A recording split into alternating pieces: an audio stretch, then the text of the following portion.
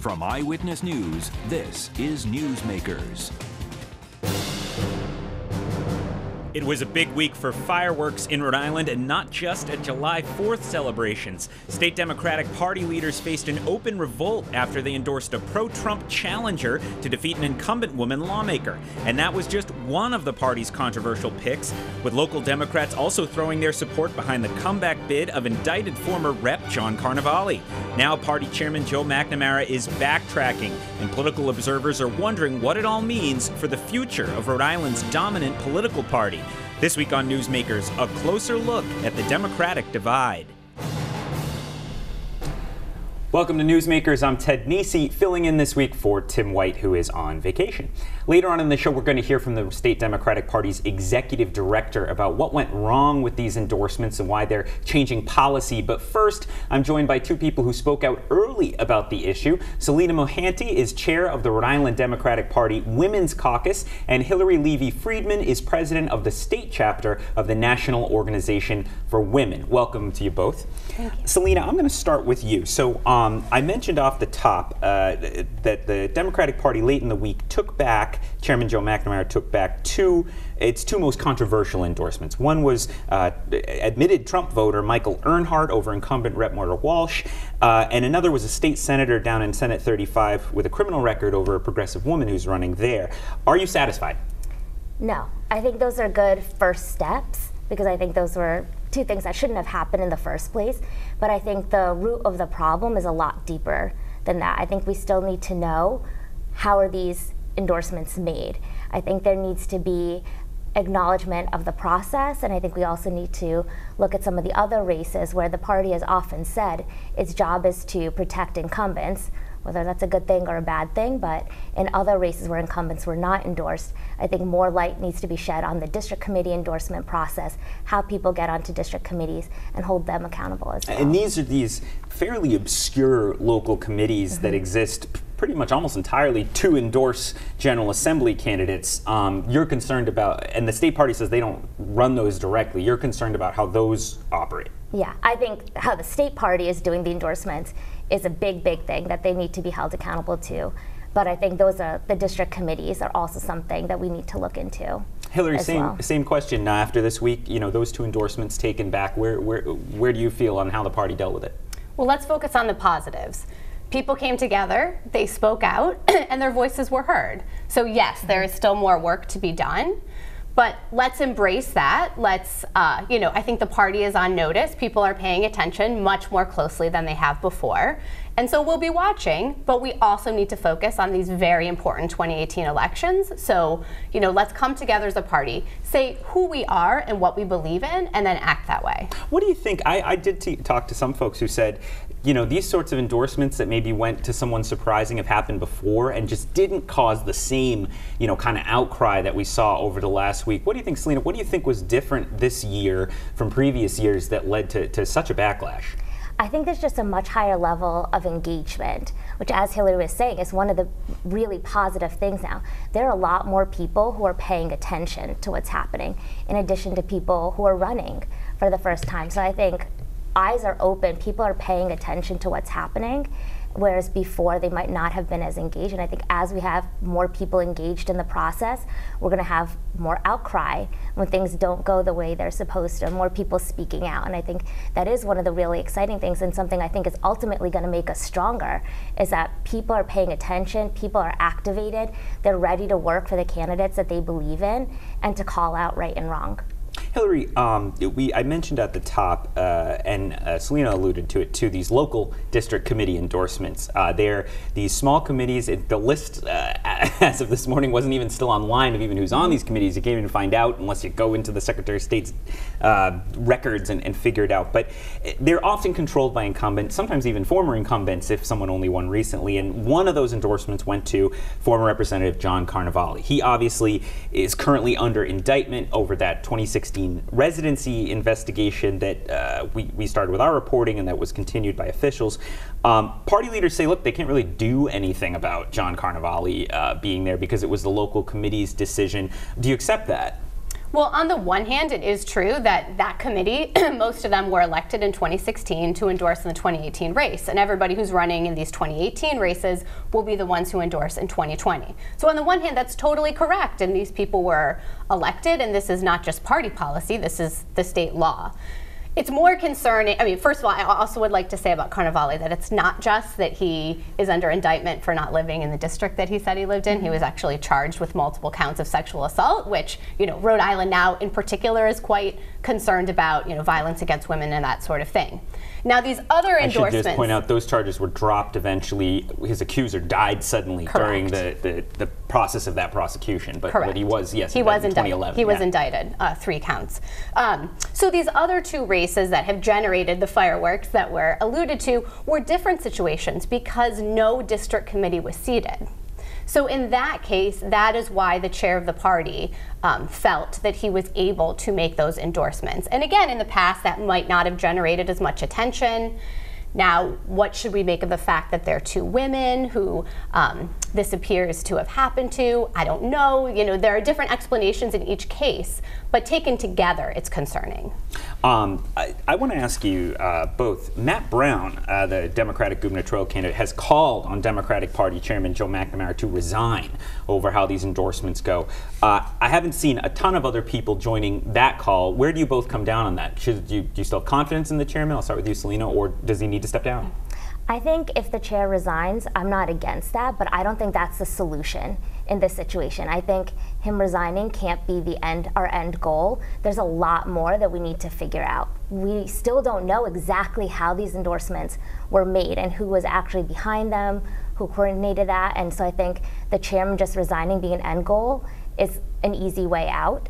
Although I wouldn't be against it, but I think there's still a lot more that we need to do and figure out about how this happened, figure out a way to educate people about the process. And I think that's something that the party should be taking on, making sure people know about how these processes went on, make sure people know about district committees, how they can get involved and be on their district committee. So if he resigns, I think that's fine. He is ultimately the person who's accountable and who signs those papers, but I don't think that should be our end goal from this whole situation. Hilary, same question. Yes, again, I want to focus on the positive. We came together, a broad coalition of people came together to speak out on this matter.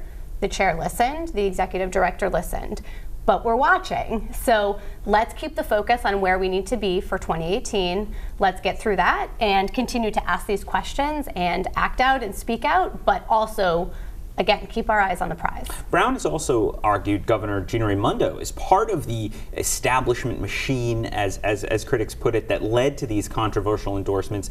Do you see her as part of the problem? Has the governor not done enough to I don't know, push back at the party machine in your view? Well, certainly the governor's focused on both running a state and running a re-election campaign.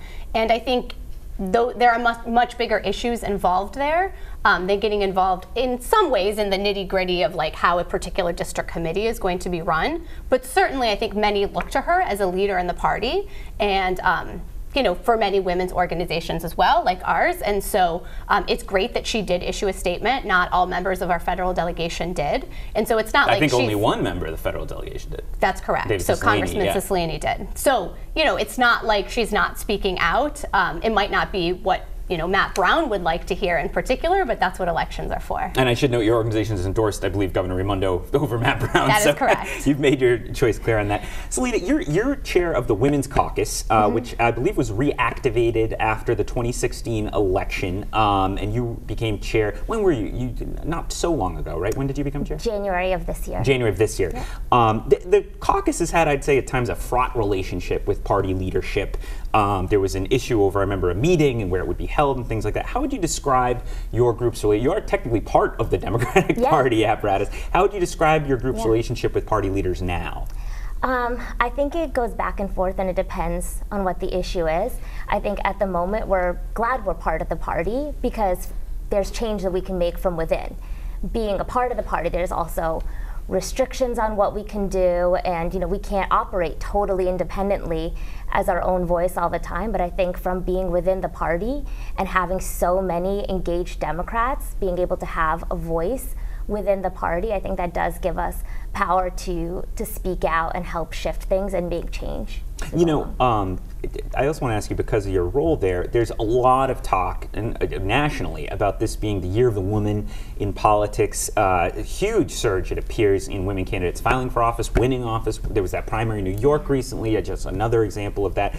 Are you seeing evidence of that in Rhode Island Democratic politics as head of the Women's Caucus? Yeah, and I think what I'm really excited to see is people getting engaged at all levels. So we have people running for school committee, town council, or obvious General Assembly races that have been in the public a lot. So I think it's really exciting to see people running at all levels. And then also the exciting thing I think about the Women's Caucus is the network it's built, which I think is its most powerful tool, because as we've been able to build such a strong network of women who are getting engaged, we have not only all the people who are running, but we have people managing campaigns, we have people volunteering on campaigns, and people really getting engaged at all levels to make sure that our government is representative of our people. How many members do you have now? We have about 200 paying members, dues-paying members, and then we have about 400 or 500 people who've come to our meetings and been engaged in one way or another. Hilary, one of the biggest complaints we've heard from progressive women is that lawmakers are not moving fast enough on some priorities in the legislature. A big one being the Reproductive Health Care Act, which would codify Roe versus Wade in state law. It's obviously taken on new significance with the Supreme Court news. Speaker Mattiello has said he does not think that is a necessary step in to do in state law. What is the difference that bill would make, in your view, that has made it such a priority for your group and other groups? Okay, so there are actually many women's issues that are being ignored right now in the state. So we have the Reproductive Health Care Act, which is certainly the banner headline. So many people speak out, so many people show up for the hearings, there's so much activism around it, and they feel that their voices are being ignored. But we also didn't have movement on legislation about sexual harassment this year, or on fair pay. And again, there might be different explanations for all of that, but taken together, it's quite concerning. So Rhode Island now is in a little bit of a different position from the Women's Caucus, because nationally now and in the state, we are a nonpartisan organization. Now, admittedly, it is true that the issues that we care about tend to be focused on one party more than another right now, fortunately or unfortunately, as you might want to look at it. And so we do make endorsements, as you mentioned. We endorse the governor, and we can be a bit more involved in that legislative process. And so, again, when people's voices aren't being heard, when people are activated, when they are working within the system, trying to learn it, either to change it or to, make a real impact, what's going to happen to their energy if they feel ignored? And we're not going to let that happen. We're going to stay organized. We're going to be a forum for people to learn within the system. So additionally, in addition to our legislative work and our endorsement process, we're working on training. We're doing a training program in a few weeks about how to use the software to reach out to candidates and that sort of thing. So we think all of that taken together is quite important. One other question for you before we have to go to a break. One of the endorsements by the local committees that's gotten attention is this House candidate, Holly Kuhlman, who is pro-life and is challenging incumbent Representative Marcia Ranglin-Vassell. Holly Kuhlman has said, I'm a woman, but I am pro-life, not pro-choice. Is there room, in your view, for pro-life Democrats in the Rhode Island Democratic Party, or is that an era that needs to end, in your view? So for a moment, I'm going to take off my Rhode Island Now hat, because me, Hilary Levey Friedman, I am a Democrat, and I also sit on the platform committee for the party. And we are going through a process of right now of discussing what should be in the platform, who are we, what do we stand for. So we've been traveling around the state, having public meetings, and so we're not going to check every person's beliefs at the door. That's really not what the Democratic Party should be about. At the same time, we do have a core set of beliefs that we believe in. No one's going to agree on every single thing. Your stance, whether you're pro-life or pro-choice, is a pretty major one. I would probably include your stance on the Second Amendment in that as well. That's a pretty big one. So knowing that everybody doesn't have the same personal beliefs is a different thing from knowing how they're going to legislate. So, we have someone like Congressman Langevin, whose rating has gone up quite a bit by NARAL and Planned Parenthood because he voted against the 20-week ban and that sort of thing. So on the one hand, we don't know how this candidate would vote if she were to be elected. We do know how Representative Marcia Ranglin-Vassell will vote, and she's previously endorsed by Rhode Island Now. So I don't want to say that we're a one-issue party, because that can't possibly be true.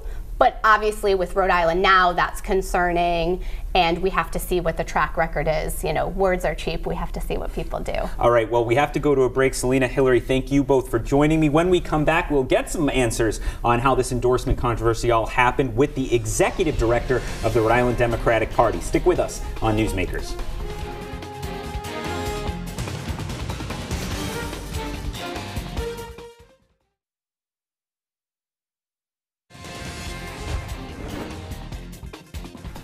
Welcome back to Newsmakers. I'm Ted Nisi, filling in this week for Tim White. Joining me now is Kevin Olasanoye, and I knew I'd screw up your last name. I'm sorry, Kevin. Olasanoye, right? That's it. That's it. Executive Director of the Rhode Island Democratic Party. I practiced and practiced, but I didn't get it right. I apologize for that, Kevin. Thank you for being here. Thanks for having me. So, look, you heard the case against those endorsements. At the top, the party's actually backtracked, as we said, on the two controversial endorsement. Whose fault was this? Well, I think it starts with me as executive director. You know, my job as the chief staff person to Joe McNamara is to make sure he has all the information that he needs to be able to make the right decisions. And I think we've learned over the last few days that he didn't have all the information that he needed to do that. And so it starts with me. The buck stops with me as the chief staff person. Obviously, I think the chairman also realizes that there were some things that could have been done differently, and that's why he put his statement out to talk about the fact that he really regrets all of this. And then, you know, once you get over that, you got to start to take decisive action to fix it. And that's the first thing we did, was rescind the endorsements, ask for the nomination papers to be reissued, and now we've got a process to try to heal. And that's what we're going to do. How do you explain to average Democrats why an incumbent lawmaker, Moira Walsh, was targeted for defeat by her own party through an endorsement? Yeah, I think the characterization of targeting is a strong one. I think the truth is that every incumbent Democrat, whether you're in the Senate or the House, you seek the endorsement through your representative district committee. That's typically how it happens. Those are those local, somewhat obscure committees we talked about in the first half. That's correct. And so, while I understand that there's some demystification of that process that needs to take place, the truth is virtually all incumbents ask for the endorsement, the party's endorsement, through that mechanism. And in this case, we had a rep who did not do that, who admittedly said she was not interested in the party's endorsement for whatever reason. And I think that's fair. It's her strategic determination to make, right? The question for the party is, do we make an endorsement in that case? And I think what we've learned is that's the wrong thing to do, and for a few reasons. One is, the statutory structure is set up to allow representative district committees, Senate district committees, to make these decisions because they're the people closest to the ground. Presumably they know the players, they know the candidates, they're in the communities, so they're in the best position to make these decisions. When we don't have a representative district committee, the statute contemplates that the chairman should be allowed to make an endorsement. And while he has the power to do that, when to exercise that power is still a function of party leadership. It's still a function of what we think internally. And I think having made the endorsements in the cases that we discussed earlier, in the case of Representative Walsh and in the case of Senate District 35, I think it became abundantly clear to us that it was an inappropriate exercise of that power. How did Michael Earnhardt come on party leaders' radar screen in the first place? Yeah, he reached out to us via email and phone call. And you, to Joe? To myself personally. I met with him initially and had the conversation with him. And then I had a conversation with the chairman about what to do in this particular case. And we really wrestled with this one because we knew that there was no representative district committee. As we've traveled around the state, people have said to us in the aftermath of the 2016 election, they didn't want to see the scales tipped in any particular way. And so we really wrestled with what do we do and how to do it. I think one of the challenges we had, to be honest, is the timeline that we had in order to make the endorsement is super compressed. Candidacies have to be filed on Wednesday afternoon. District committees have to make their endorsements by Thursday. We have to make our endorsements by Friday. As you've alluded to, sometimes it's really hard to find out all the information that you need to find out from the Secretary of State's office. So we were When did he reach out? It was fairly late in the process, I would say. I can't remember exactly. This month? Yeah, I would say it was June, I should say? Yeah, I would say it was towards the end of the legislative session. I think that's fair. And we had these conversations. He represented himself as somebody who, was a business person who wanted to see the state go in that direction. I think he's alluded to that already. Do you feel he misled you by not bringing up his, there's a picture, the activist Stephen Alquist has shown of him holding a Make America Great Again sign. Yeah, that's a fair question. I think that when he's asking the party for the endorsement, he's got to make a decision about what information he thinks is relevant to us to disclose. And look, he made a fairly compelling case on the front end. He said he was a business guy. He said he had been a Democrat his entire life. He made representations about people in the community who could vouch for him. And we took that at face value when we made the determination. Obviously, in hindsight, once we saw the pictures and some of the things that came out afterward, we knew we had a problem, and we immediately started to try to figure out what could we do to fix it. What role did Speaker Mattiello or his Chief of Staff, Leo Skenyon, play in the endorsement? None. I mean, I think that... people are going to have trouble believing that. Yeah, I know that's fair. It's a fair question because the conventional wisdom is that the Speaker controls the party. But the truth is, on a day-to-day basis, I'm there, and the only person I really talked to about this was the chairman. Who actually wrote his name in? Because he's not on the typed list of endorsements that you guys put up. There's like a little notation but in handwriting there. Who wrote it? Yeah, I instructed one of my staff members to do it at the very last minute. So did you hear concerns from this got national attention, as you know. Sure. Did you hear concerns from national Democrats from the DNC once this was making news about what was going on in Rhode Island? Yeah, I think it's fair to say we heard from people all over the country and all over the state. And as we started to think about it, look, the truth was, when I saw that photo on Saturday afternoon, I knew we had to do something. The challenge was we had to figure out how could we do it and what were the mechanisms that we could use at our disposal. And I don't think the public pressure was helpful to give us perspective about what people thought about it, but we knew internally we had a problem and we tried to fix it, and we did. So is the process just that the chairman right now, and I know you're going to change the process going forward, there's no committee that votes, right? He just in the end with staff input decides, I think I'll endorse this person? Yeah, and I think that's the statutory structure. To be clear, the statute says, file your candidacies by Monday, Tuesday, and Wednesday of the week.